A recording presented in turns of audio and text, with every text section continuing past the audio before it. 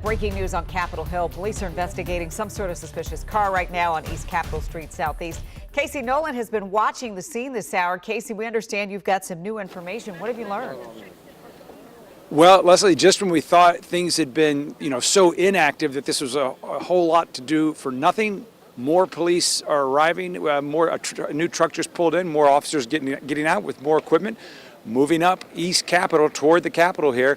We don't know for sure still which vehicle for sure they are calling the suspicious vehicle that has prompted them to close down several streets and move people out. But we can show you one vehicle that has gotten a lot of attention here from police. Again, this is on the east side of the Capitol between the Library of Congress and the U.S. Supreme Court. We've talked to people who were in the Library of Congress, tourists who were in the area, all of whom have told us that at one point police came through, told them there was an incident of some kind and they needed to get out of the area. Capitol Police told us they did detain 3 people as they investigate this suspicious vehicle, as they're calling it. I can tell you one person who we believe we saw in cuffs earlier.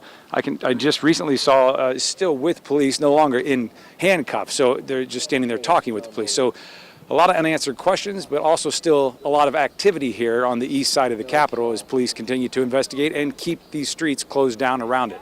I know this is a bit of a dynamic situation out there, Casey, but we can't tell what the suspicious vehicle is or was. There was some camera movement there. Can you tell? Do you know what they're looking for, what the vehicle is?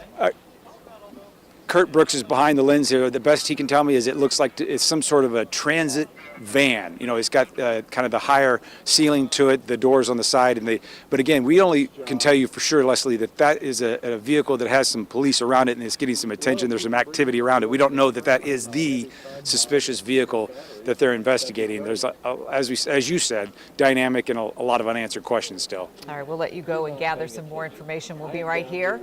As soon as there's more to share, we'll get right back to you.